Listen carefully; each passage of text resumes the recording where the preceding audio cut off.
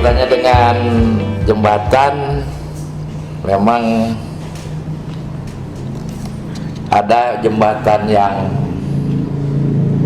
kalau disebutkan ini jembatan yang sangat fundamental yang perlu dibangun dan ya biayanya cukup lumayan juga. Yang pertama, kita sudah berhasil membangun jembatan antara Rengas Dengklok dan Bekasi. Pebayuran dan Bekasi. Dan itu luar biasa kaitannya dengan peningkatan ekonomi dari dua wilayah ini, dan tentunya ke depan kita tinggal membenahi Rengas Dengklok, karena Rengas Dengklok itu sebagai desa atau kecamatan yang bakal cikal proklamasi tadinya.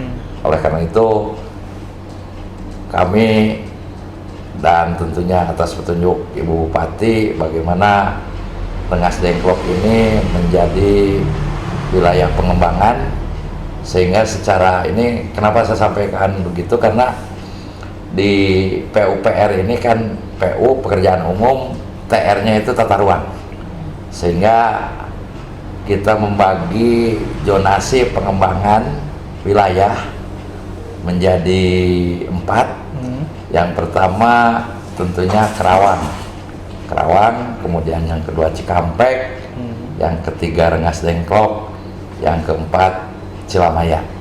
Itu dijadikan wilayah pengembangan, sehingga nanti dalam tata ruangnya harus betul-betul mengakomodir daya dukung dan daya tampung lingkungan, sehingga misalnya salah satu contoh, Dengklok tidak terkesan lagi katakanlah sebagai bakal cikal proklamasi, kemudian kondisi Rengas Dengkloknya juga memprihatinkan. Jadi untuk warga Rengas Dengklok, insya Allah kami akan berupaya. Yang pertama tentunya pembangunan pasar dulu, pasar Rengas Dengklok, kemudian juga nanti dibuatkan juga sarana prasarana yang lain, misalnya untuk rumah sakit. Doakan aja mungkin di 2021 kita wujudkan rumah sakit tipe C di Rengas Dengklok. Rumah sakit umum daerah. Ya, rumah sakit umum daerah. Nah, jadi Sobat PWI, Rengas Dengklok ini sebagai sebentar lagi pasarnya akan direvitalisasi ya Pak? Ya. Akan pindah ke belakang atau? Ke belakang ya. Selain itu ada pembangunan rumah sakit daerah kelas C. Ya. Itu juga supaya tidak terlalu jauh ke RSUD. Ya. Lalu ada juga kabarnya bikin jalan baru ke Rengas Dengklok. Ya. Nah itu gimana Pak? Jadi seharusnya dilaksanakan tahun ini. Oh. Jadi anggarannya alhamdulillah tadinya bersyukur kita dapat prioritas dari bantuan keuangan provinsi sebesar 230 miliar. Nah itu rencananya jalannya nembus dari mana ke mana, terlalu berapa panjangnya? Jadi dari 230 miliar itu, yang pertama melanjutkan segmen jalan alternatif dari Johar ke Rengas Dengklok. Jadi di jalan infeksi menggunakannya. Irigasi. Itu 56 miliar. Dan karena kondisi keuangan ini, tapi kita sudah ajukan lagi untuk tahun 2021 supaya diulang lagi anggarannya untuk tetap melaksanakan itu. Nah Sobat PW, yang perlu diketahui, jalan yang ke Rengas Dengklok saat ini, jalan proklamasi itu jalan nasional Pak ya? Jalan provinsi. Oh, jalan provinsi, ya. Nah jadi provinsi. Kabupaten akan punya jalan sendiri ya? Ya. Jalan alternatif Karena kalau kita lihat misalnya contoh di sekitar terminal Tanjung Pura, itu kalau sudah jam 5 iya. macet kan Itu gitu. macet, jalannya Ya. juga nggak terlalu luas ya. Ya, kemudian juga upaya lain mungkin ini harus ada rekayasa. Oh, Rekayasa jalan sebelum dibangun, mungkin rekayasa jalan artinya contoh misalnya dari Rengas Dengklok jangan menuju ke terminal dulu, tapi putar arah, ada bundaran di sini di jalan baru oh iya. ke sana, nah nanti baru keluarnya ke SMK, ke STM lah gitu ya, terus ke di situ ada rumah sakit Islam dan sebagainya. Dan itu sangat membantu sekali Mengurai untuk kemacetan. ya mengurai kemacetan. Kemudian bagi para pelajar termasuk juga mungkin masyarakat yang akan menjenguk keluarganya yang ada di rumah sakit Islam misalnya gitu, baru putar nanti ke terminal kan gitu, itu bisa mengurai kemacetan. Nah, oleh karena itu kami akan berkoordinasi dengan Dishub, karena kan gini, kalau bangun jalannya kan oleh kami, tapi yang menggunakan jalannya artinya yang ini kan dengan Dishub. Sehingga itu kemudian kami informasikan juga Kerawang ini kan ada dataran rendah, ada dataran tinggi. Untuk daerah Kecamatan Tegawaru dan Pangkalan itu sangat rawan sekali ketika musim kemarau, kekurangan air. Nah, di anggaran yang 230 miliar itu diantaranya dibagi 2 segmen, kita bikin semacam embung, embung air ya, penampungan. dan sarana yang lainnya. Itu 2 titik itu sebesar 58 miliar.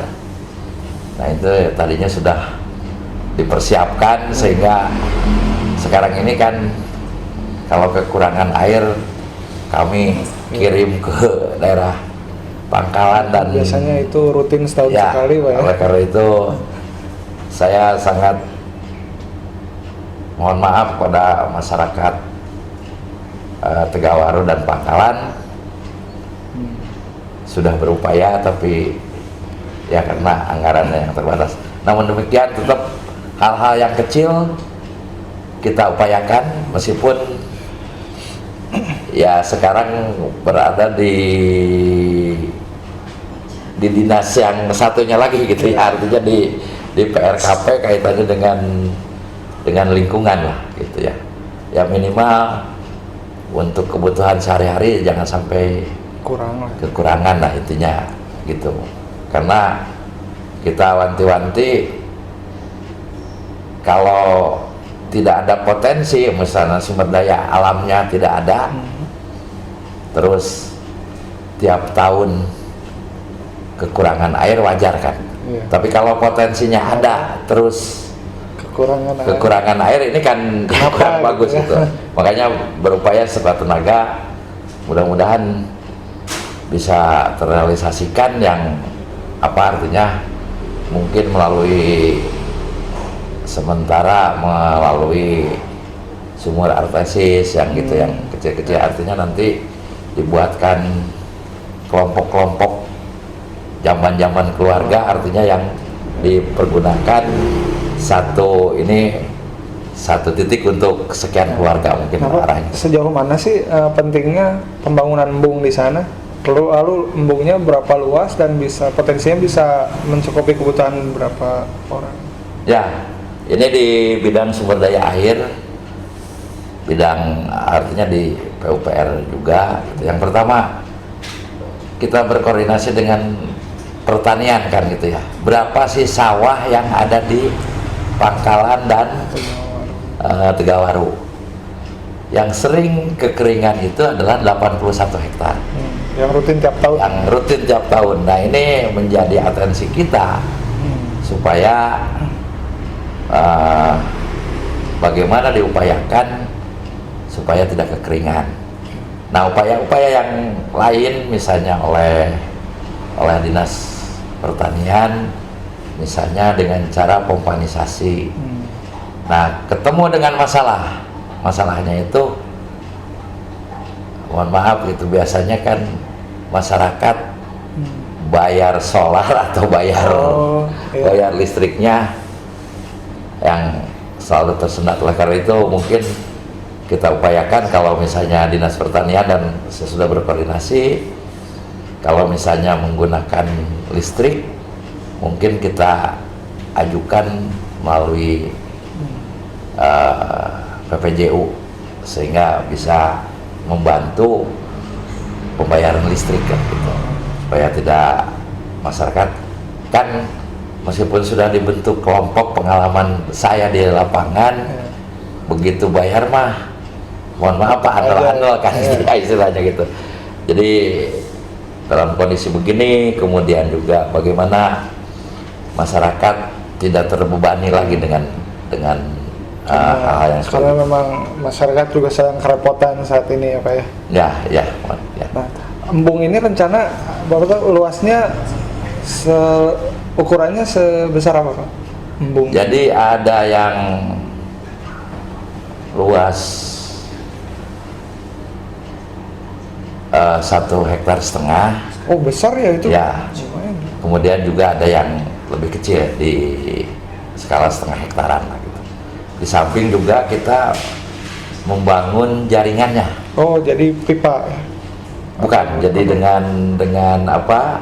Dibuatkan misalnya embung, terus di salurannya bukan dengan pipa, dengan apa? Dibuatkan kecil gitu. Ya, dibuatkan saluran lah, tapi menggunakan kirmir gitu ya? Ya semacam itu. Nah, itu juga kalau benar-benar terrealisasi kekeringan juga tuntas gitu ya. Bahkan sampai saya mencoba ini juga gitu ya, mencoba bagaimana mengatasi kekurangan air skala kecil gitu ya. Artinya misalnya dengan menggunakan pompa resibel, ini juga jadi menggunakan apa daya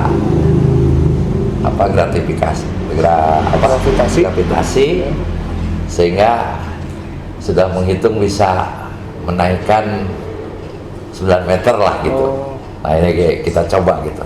Jadi Pak Dede ini kayak ilmuwan ya, eksperimen gitu ya? Ya harus begitu Pak ya? Ya memang harus seperti itu karena apa? Karena kaitannya kebutuhan kita banyak, tapi bagaimana juga menumbuh kembangkan rasa gotong royong masyarakat, sehingga ya mungkin kalau misalnya pemeliharaan dengan pompa resibel ini kan bisa lebih murah ininya gitu, sehingga perlu inovasi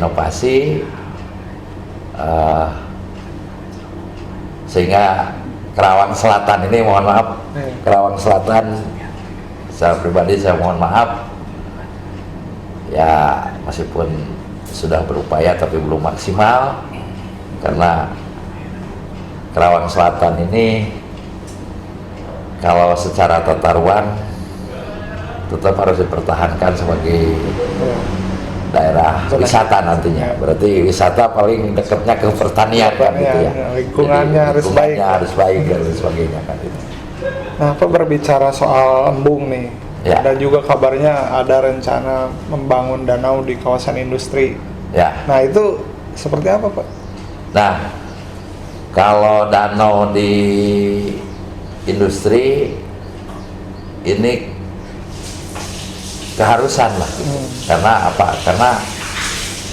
Karena industri ini kan berada tadinya di lahan yang memang bukan di dataran rendah. dataran tinggi, perbukitan, perbukitan. konturnya. Nah, konturnya itu perbukitan. Nah, terus dijadikan industri. Nah, oleh karena itu harus kasihan yang di bawah. Kan gitu. Dampaknya ke Ya, sungai-sungai. ke sungai-sungai. Oleh karena itu kita lagi menghitung. Jadi kawasan-kawasan industri, satu kawasan artinya bukan gini misalnya, oh ini kawasan KIC, ini kawasan apa KJIE, bukan gitu. Jadi satu kawasan secara keseluruhan, satu hamparan. Iya. Sehingga nanti akan kita hitung kajian hidrologinya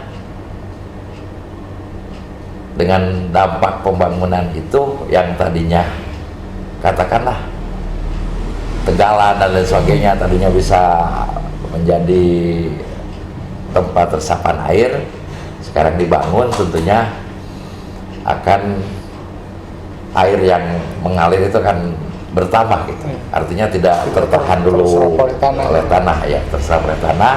Oleh karena itu upayanya harus melalui ya embung gitu atau danau buatan gitu ya, sehingga kita ulang lagi misalnya kayak IC dengan luasan sekian, nanti danaunya harus nambah berapa lah gitu. Kemudian juga di KJIE, kemudian di Sedana dan sebagainya itu, supaya tujuannya tidak lagi yang ke bagian terakhir yang dekat dengan pemukiman penduduk selalu yang disalahkan kan gitu, karena itu padahal airnya mengalirkan dari atas dulu kan gitu ya, supaya berkeadilan gitu ya. Dan mudah-mudahan kalau dengan embung yang banyak atau danau-danau buatan yang banyak, sehingga air yang sungai itu ya bisa stabil, termasuk juga bagaimana kita upaya membuat DED Kali Kalapa, kemudian juga yang lainnya. Dan sekarang ini kan di misalnya Perumnas Truk Jambe, kemudian di Karaba, mohon maaf saya sudah menghitung untuk turap aja itu lumayan besar. Jadi kalau ada masyarakat yang menanyakan, kita sedang menghitung dan itu menjadi prioritas. Tadi disampaikan bagaimana menanggulangi kekurangan pendanaan lah istilahnya. Mungkin nanti yang pertama kita coba dari kekuatan atau anggaran APBD. Kalau misalnya masih kurang, mungkin kita menggunakan CSR lah, supaya bisa segera terwujud kaitannya dengan keinginan warga masyarakat yang sekarang ini di pinggir sungai itu sudah banyak yang retak-retak. Gitu, jadi itu yang untuk Nah, Sobat KWI, kita tadi sudah mendengar paparan mengenai infrastruktur transportasi, pengairan, pembangunan embung dan semacamnya. Nah, ini ada aspek estetis nih yang sebenarnya perlu dibahas. Nah, soal taman-taman nih Pak, ada yang baru nggak Pak rencana? Ya, jadi ruang publik khususnya gitu. Ya. Jadi ruang publik. Nah, sekarang saya ganti baju dulu. Oh ya. Kalau ganti baju berarti ini porsinya PRKP. Nah, ini karena Bapak ini luar biasa, 2 jabatannya saat ini. Ya, baik kaitannya dengan pembangunan taman, kita prioritas dulu di beberapa kecamatan. Dulu sudah dibangun misalnya Kota Baru di Batu Jaya, kelihatannya Kota Baru sangat bermanfaat, karena kalau kita lihat tiap hari libur lah, Free Day digunakan oleh warga. Nah, termasuk juga yang di Batu Jaya. Nah, kemudian tahun ini rencananya pembuatan taman di Cikampek. Oh, di Cikampek. Nah, Cikampek di karena wilayah mananya itu, Pak? Yang depannya itu, yang apa? Yang jadi halaman biasanya untuk ini kegiatan-kegiatan lain. Jadi ada halamannya yang cukup luas, sehingga nanti dibuatkan ruang publik. Jadi sebagian untuk misalnya lapangannya untuk upacara, kemudian dibuatkan ruang publik, artinya karena umur itu kan ditentukan diantaranya dengan kesehatan, dengan olahraga, kemudian dengan juga dengan refreshing. Itu di kantor kecamatan? Ya, kantor di kecamatan. Taman itu dibangun di halaman kantor kecamatan? Ya, kantor kecamatan. Caranya mungkin ada trek lari atau? Ya seperti itu. Jadi ada tempat joggingnya, ada untuk olahraga yang inilah, misalnya voli gitu, yang ini. Jadi ada tempat jogging treknya, kemudian juga ada tempat bermain anak, karena kita juga sudah diperdakan bahwa Kerawang ini sebagai kota ramah anak. Ya, layak anak. Pak, kalau boleh izin Pak, merokok itu dibatasi lah Pak kalau di taman-taman itu ya, bagus. Ya memang itu seharusnya mungkin kan ada beberapa hal yang ini gitu ya, kaitannya dengan merokok. Jadi perdanya sudah ada, tapi pelaksanaannya belum maksimal. Nah, sehingga ini berbagai kepentingan kan gitu ya. Kalau dilihat dari itu, memang seharusnya di ruang-ruang publik itu jangan ada yang merokok. Yang dekat aja Pak, di Karangpawitan kan itu ada rumput sintetis. Ya. Kalau kita lihat detail itu, awas tuh, waspada yang buang calacah gitu ya. Yang buang puntung sembarangan itu bisa bolong Pak ya. Nah itu jadi perhatian mungkin, harus kita rawat bersama fasilitas publik ini. Ya, sekalian saya sampaikan juga kaitannya dengan Karangpawitan ya.